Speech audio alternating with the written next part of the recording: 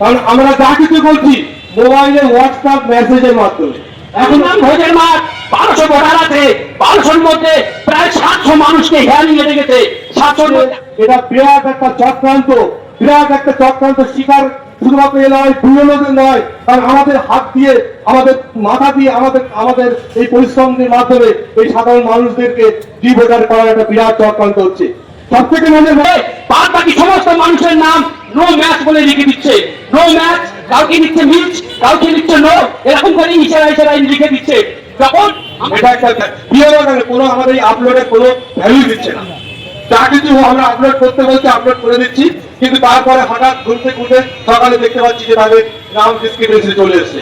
অর্থাৎ হিয়ারিং সেখানে ওই হট্টগোল চালু করে দিল, মারবে ধরবে করলো, তারপরে সেই সমস্ত নামগুলো কেটে আবার ম্যাচ বলে লিখে দিয়েছে। আপনি ইতিমধ্যেই আমরা যদি এটাকে নিয়ে সিরিয়াস না হই যে আমাদের এই নাম কিভাবে আমরা ভোটার তালিকায় রাখবো, আমি প্রতিবাদ করবেন, হিয়ারিং বন্ধ করবেন, ইনশাআল্লাহ আপনাদের হিয়ারিং এ নাম এসে যাবে। এইটুকু বলে আমি বলবো। আমাদের এই নতুন চ্যানেলে আপনাকে স্বাগতম। আমাদের এই নতুন ইউটিউব চ্যানেল ভাঙড় লাইভ রিপোর্ট, আজকের প্রথম ভিডিও আমরা শুরু করছি। তো আজকের ভিডিওটি খুবই গুরুত্বপূর্ণ, ভিডিওটি পুরো দেখার অনুরোধ করব, কারণ আপনারা জানেন যে বাংলা জুড়ে এসআইআর শুরু হয়েছে। সেই এসআইআরের জেরে অনেকের বাড়িতে নোটিশ আসছে এবং সেই সঙ্গে হিয়ারিং হচ্ছে। হিয়ারিংয়ের নামে চলছে জালিয়াতি। এটা আমি বলছি না, আমার এক ভাই যে হিয়ারিংয়ে গেছিল সেই কিন্তু অভিযোগ করছে এবং সে বলছে কত ভয়ানক একটা তথ্য সে দিচ্ছে। সে ভিডিওটা আমি আপনাদেরকে দেখাবো। বন্ধুগণ, আপনারা শুনেছেন যে যতই যাই করুক, যাদেরকে হিয়ারিং এ ডাকছে তাদেরকে ভোটার লিস্ট থেকে নাম বাদ দিয়ে দেবে। নাম বাদ দেওয়ার পরে আমরা যাবো কোথায়? হয় জেলে, না হয় ডিটেনশন ক্যাম্পে, না হয় বাংলাদেশে। এই তো, আমরা জেলেও যেতে চাই না, ডিটেনশন ক্যাম্পেও যেতে চাই না, আমরা একটা জায়গায় যেতে চাই, এই ভাঙড় থানার মানুষ। আপনারা আমার সাথে যদি রাজি থাকেন হাত তুলে দেখান। আমাদের নাম যদি বাদ দেয়, আমরা এই ঘটকপুকুর চৌমাথায় মাসের পর মাস বসে থাকবো। বাড়ি থেকে রান্না বান্না করে এনে ঘটকপুকুর চৌমাথার রাস্তার উপরে দাঁড়িয়ে হাড়ি জ্বালিয়ে রান্না করে এইখানেই মাসের পর মাসে বসে থাকবো। তাও আমরা জেলে যেতে চাই না। রাজি আছেন? তাহলে যদি আমাদের নাম বাদ দেয়, আগামী দিন ঘটকপুকুর জেলে, ভাঙড় জেলে, টোটাল কলকাতা আমরা স্তব্ধ করে দিতে পারি। রাজি আছেন? তাহলে আমরা জেল ভাড়াতে যাবো না, আমাদের জেলে নিয়ে যেতে আসলে আমরা ঘটকপুকুর চৌমাথায় এসে শুয়ে পড়বো। রাজি আছেন? রাজি আছেন? আগামী 19 তারিখ সোমবার, আজকে শুক্রবার, আগামী 19 তারিখ সোমবার নির্বাচন কমিশনের অফিস ঘেরাও হবে। আপনারা যেতে আছেন?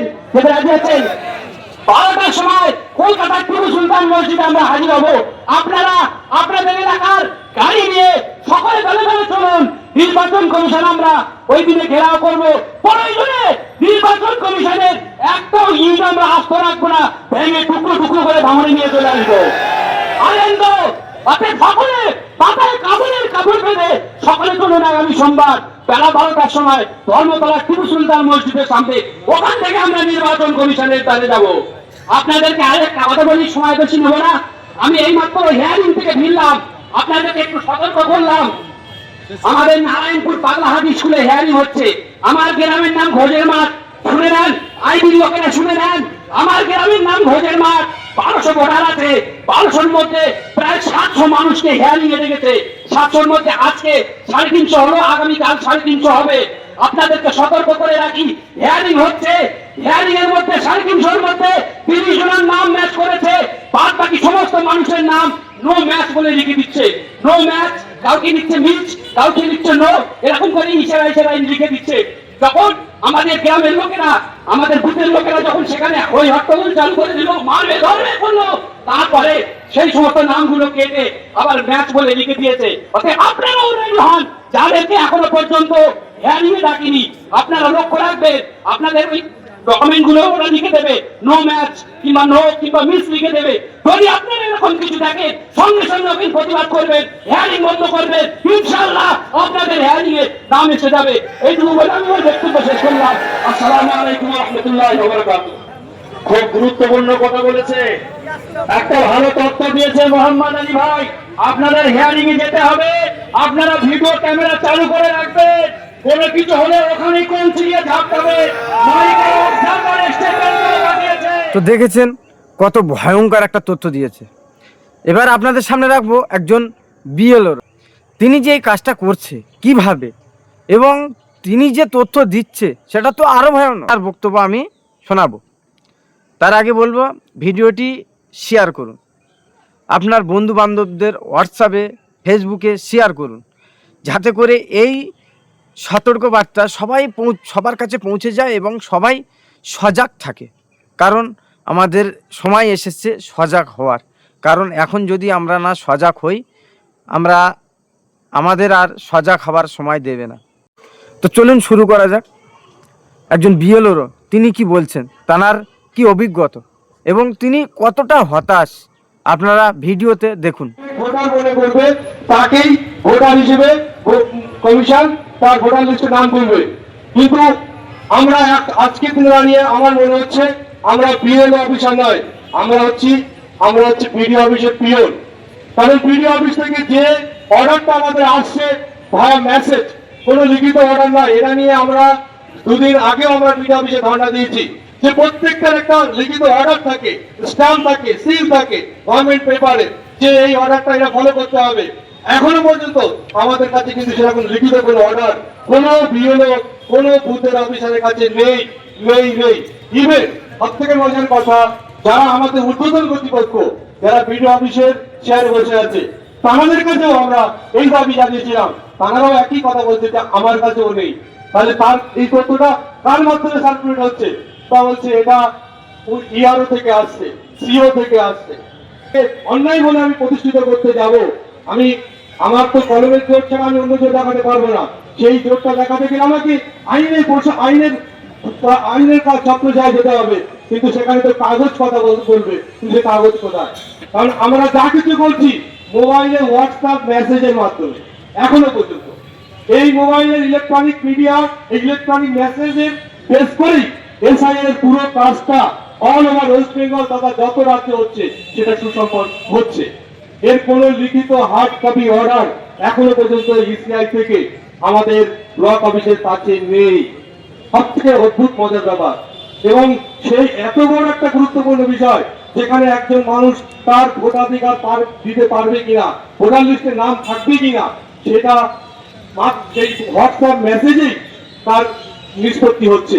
এর থেকে কষ্টদায়ক, বেদনাদায়ক আমি নিজে কয়েক রাত নিজে এখনো পর্যন্ত আপনাদের বাধ্য হচ্ছে এই ভাঙর মন থেকে প্রথম বিএলও অফিসারে কিন্তু এতটা যত আছে আমরা কিন্তু আন্দোলন করেছিলাম। কারণ আমরা বলেছিলাম যে এটা করা হচ্ছে, এটা বিরাট একটা চক্রান্ত শিকার শুধুমাত্র এ নয়, বিএলওদের নয়, কারণ আমাদের হাত দিয়ে, আমাদের মাথা দিয়ে, আমাদের এই পরিশ্রমের মাধ্যমে এই সাধারণ মানুষদেরকে ডিভোটার করার একটা বিরাট চক্রান্ত হচ্ছে। সব থেকে মজার ব্যাপার, যে অ্যাডমিট কার্ড দিয়ে আমি চাকরি পেয়েছি, আপনাদের মতো অনেকেই আছে, আমরা যারা মাধ্যমিকের পরীক্ষার্থী অ্যাডমিট কার্ড, সেই অ্যাডমিট কার্ডে আজকে দিনে বলছে যে সেটাও অ্যাকসেপ্টেবল নয়। কিন্তু যেটা আমরা এতদিন বিগত 2-2.5 মাস ধরে কাজটা করছি, ততদিন আমাদের কাছে কিন্তু কোনো খবর ছিল না যে অ্যাডমিট কার্ড অ্যাকসেপ্টেবল নয়। কিন্তু মজার ব্যাপার হলো আজকে হুট করে বলা হচ্ছে যে মাধ্যমিকের সার্টিফিকেট চলবে কিন্তু অ্যাডমিট কার্ড চলবে না। এটা আবার কোন ধরনের ব্যাপার? এই সহজ বিষয়টা আমার মাথায় আমার আমি বুঝতে খাতা পাচ্ছি না। আমি বাড়িতেও বলছিলাম যে যেখানে অ্যাডমিট কার্ড চলছে না সেখানে সার্টিফিকেট অ্যালাউ হয় কি করে? আর ভারতবর্ষের মতো যেখানে 70% স্বাক্ষর, মাধ্যমিক পরীক্ষা দিয়েছে মানে 50% নয়, তাহলে প্রত্যেকের কাছে তো সার্টিফিকেটের প্রশ্নই ওঠে না। তাহলে তারা কি ডিভোটার হয়ে যাবে? তাদের নাম কি ভোটার লিস্টে উঠবে না? তাহলে অস্বীকৃত হওয়া মনে করে সে ডিভোটার, সে ভোটের অধিকার থেকে বঞ্চিত। আজকে আমাদের হিয়ারিং এর যে সমস্ত তালিকা দেওয়া হয়েছে, প্রথমেই হিয়ারিং নোটিশ, তারপরে এনুমারেশন ফর্ম, তারপরে